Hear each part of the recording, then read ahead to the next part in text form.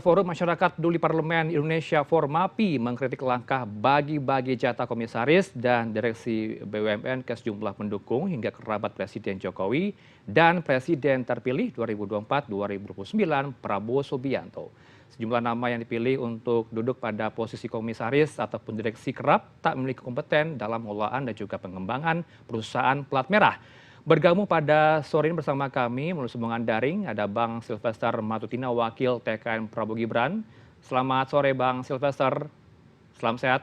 Selamat sore Bang Herano. Dan juga sudah Selamat hadir sore, Bang Lusius. melalui sambungan daring ini Bang Lusius Karus, meneliti Formapi. Selamat sore Bang, apa kabar Anda? Sehat selalu. Selamat sore juga Bang Herano. Baik, saya mau ke Bang Silvester. Jadi dasarnya apa penunjukan posisi komisaris BUMN yang diisi oleh petinggi TKN semuanya nih, Bang Silvester? Apakah ini bermuatan politis kah? Oh, untuk bermuatan politis sih bukan ya. Jadi memang yang kita lihat ini adalah yang mempunyai kompetensi, profesionalitas, dan tentunya menguasai bidang yang sebagai penunjukan itu. Jadi sebenarnya ini hanya sedikit ya dari TKN atau tim kampanye yang di Prabowo Gibran, dan tentunya masih banyak dari tim sukses dari Pak Jokowi yang 2014, 2019, bahkan sekarang 2024 ini di tim Prabowo Mas Gibran itu belum banyak yang menjadi ya. Jadi ini hanya kecil dan ini tidak jadi masalah karena BUMN ini perlu orang-orang yang menjadi pelaksana atau pengawas. Dalam hal ini komisaris dan direksi itu adalah orang-orang yang akan tentunya membantu Pak Erick Thohir. Karena kita tahu saat ini di Kementerian BUMN ini banyak terjadi korupsi. Itu harus kita akui lah. Kami sebagai tim dari Pak Jokowi dan juga tim dari Pak Prabowo Gibran harus mengakui itu bahwa saat ini BUMN hampir kebanyakan BUMN itu terjadi korupsi. Yang kedua, BUMN itu banyak yang tidak bisa membayar vendor-vendor atau rekanan hingga mengakibatkan kerugian dan juga karyawannya tidak bisa dibayar ya. Belum lagi ada banyak juga BUMN yang bangkrut dan menjurus ke kebangkrutan gitu loh. Dan ini lebih baik ya daripada ya saya harus mengkritisi juga Pak Erick Thohir sebagai menteri yang kemarin mengangkat komisaris yang hanya dekat dengan beliau. Dalam hal ini ibu-ibu rumah tangga yang kita nggak jelas tahu siapa, track recordnya, rekam jejaknya, terus kebisaannya apa, tahu-tahu diangkat jadi komisaris. Jadi saya pikir ini perbaikan ya untuk yang saat ini, tapi itu pun masih sangat sedikit dibanding daripada jumlah tim sukses baik dari zaman Pak Jokowi maupun zaman Pak Prabowo Gibran. Tapi yang penting mereka benar-benar membantu, mengawasi, melaksanakan agar BUMN ini menjadi toko guru perekonomian kita dan bisa diandalkan oleh menjadi perusahaan yang multinasional bahkan perusahaan internasional itu yang paling penting. Baik, setidaknya kita catat ada 8 posisi yang sudah dijabat, kemudian 4 yang terbaru ya diisi oleh petinggi TKN Bang Silvester, ada nama Grace, ada nama Fuad, ada nama Simon dan juga Condro tadi saya sudah sebutkan juga di grafis.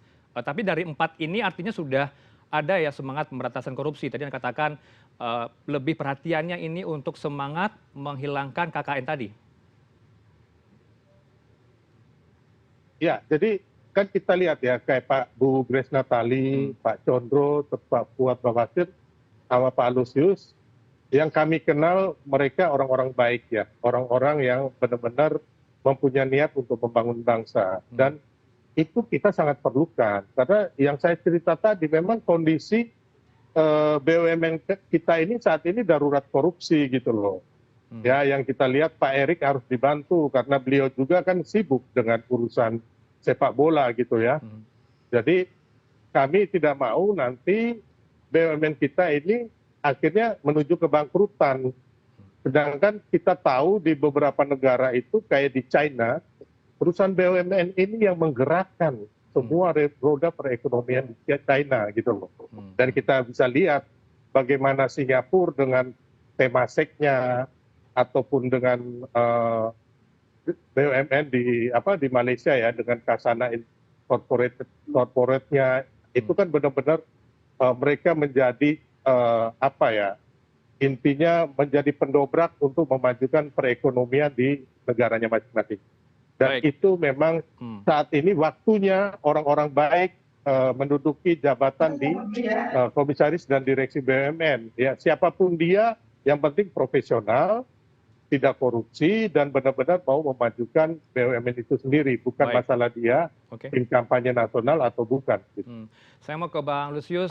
Bang Lusius, kalau secara jurisprudensi Pak Prabowo belum dilantik, masih Pak Jokowi hingga kini, tapi sudah masuk beberapa nama TKN ke komisaris BUMN. Anda melihatnya atau Formapi melihat seperti apa dengan nama-nama tersebut? Ada tidak catatan dari Formapi? Saya kira sih mungkin catatan pertama itu karena ini bukan praktek yang sangat baru gitu ya. Kita sudah seringkali membicarakan ini sejak 2014 bahkan sejak 2009 saya kira. Banyak sekali jabatan komisaris yang akhirnya kemudian diberikan kepada ya tim sukses, tim pemenangan dari presiden terpilih ya. Jadi kalau dari sisi kebiasaan, saya kira ini sudah menjadi lumrah ya di Indonesia di situasi kita sekarang ini. Tapi apakah kemudian hal yang biasa itu otomatis baik, ya, otomatis bisa diterima, ya?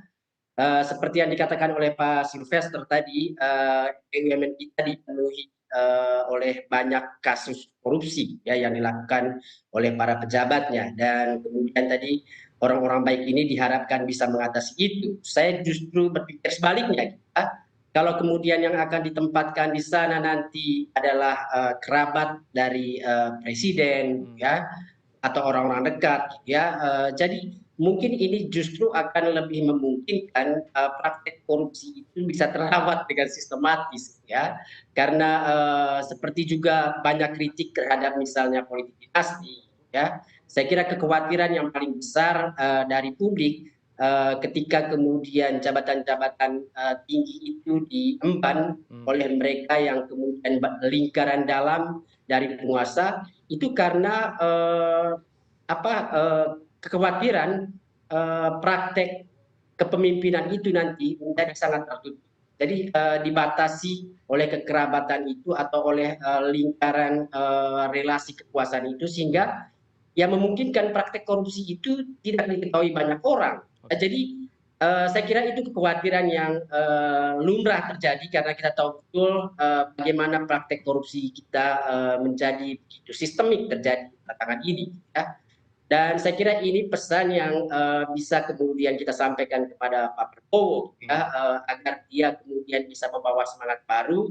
Bagaimana kemudian jabatan-jabatan seperti komisaris ini agar BUMN ini bisa kemudian menjadi sumber yang bisa membantu keuangan negara.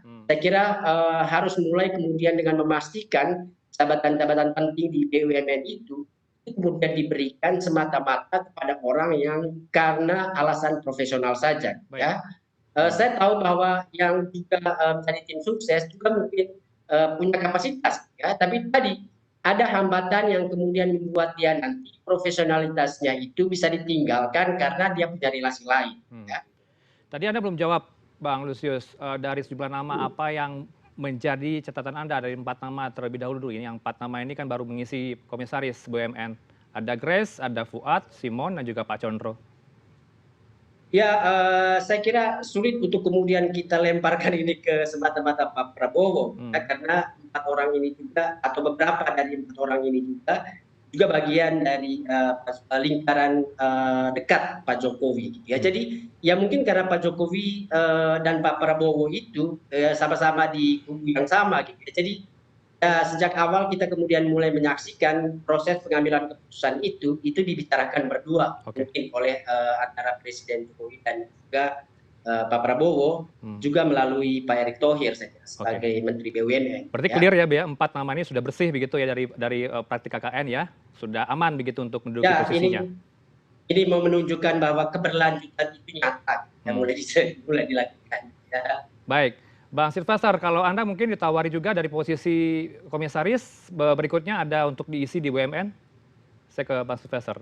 Ya, saya pernah ditawarin ya, tapi memang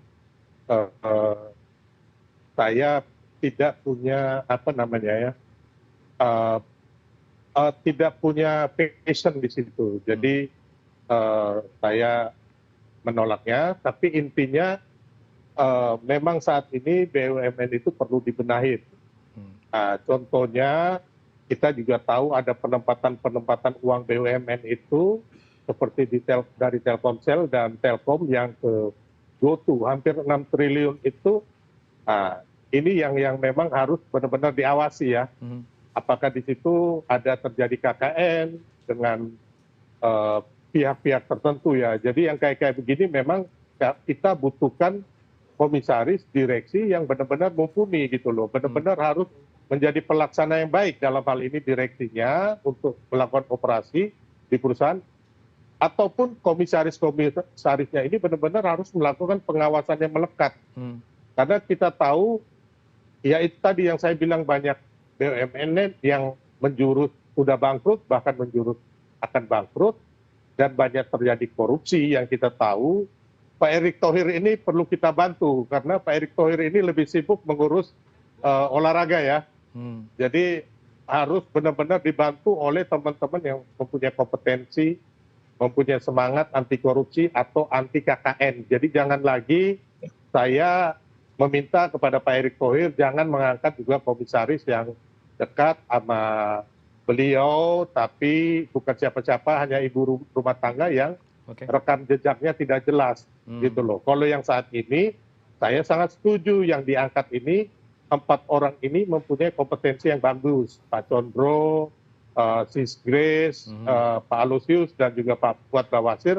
Paling tidak saya juga mengenal mereka secara pribadi, adalah orang-orang yang baik dan punya semangat untuk memajukan bangsa kita itu. Atau jangan-jangan Anda disiapkan untuk posisi menteri, Pak Bang Silvester, ke depannya nanti? Atau Seskap mungkin? Waduh, kalau itu hanya Tuhan dan Pak Prabowo yang menentukan. Kami tidak punya kapasitas untuk meminta ataupun berharap dan sebagainya. Kalau diminta tentu siap begitu ya? Kalau diminta tentu siap, Bang Silvester. Kalau untuk kebaikan bangsa siap, untuk kebaikan bangsa. Baik, kemudian apa yang menjadi perhatian Anda, Bang Lusius, terhadap orang-orang berikutnya yang berpotensi juga akan mengisi sejumlah posisi strategis di pemerintahan Jokowi mendatang? Akhir Oktober nanti akan berakhir. Ya, saya kira itu sih yang paling penting gitu ya. Pak Silvester tadi sudah berulang kali menyebutkan KKN gitu ya. Di mana kita kemudian bisa memastikan rekrutmen pejabat komisaris sampai ke menteri nanti itu tidak semata-mata didasarkan hanya pada faktor kedekatan hubungan secara personal gitu ya, presiden misalnya dengan figur yang bersangkutan atau dengan menteri yang bersangkutan untuk komisaris ya. Jadi profesionalisme itu yang kemudian bisa memastikan kita BUMN itu nanti memberikan sumbangsi yang berarti ya untuk perekonomian bangsa ya. Walau tadi misalnya 4 orang yang sudah dipilih sejauh ini oleh Pak Silvester tadi sudah dijamin mereka orang baik ya, tapi kita tahu masih ada banyak jabatan lain berikutnya yang sangat mungkin juga akan diberikan pada figur-figur yang kita tahu betul mungkin hanya diberikan hanya karena pertimbangan relasi kerabatan atau ya karena tim sukses dan lain sebagainya ya.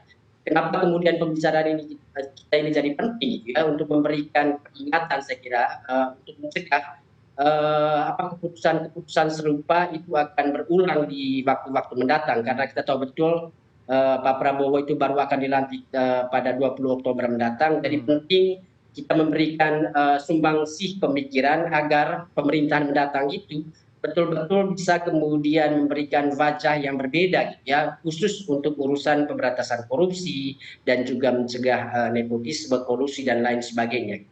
Baik, kita harapkan doa Anda, doa kita semua semoga pemberantasan korupsi tetap berjalan, baik itu di mana saja termasuk di lingkungan BUMN begitu Bapak-Bapak ya. Terima kasih untuk waktunya bersama kami di Newsroom. Ada Bang Silvester Matutina, Wakil TKN Prabowo Gibran, dan juga Bang Lusius Karus, peneliti dari Formapi. Selamat sore, Assalamualaikum Bapak-Bapak. Selamat sore. Terima kasih Bang Lusius. Ya.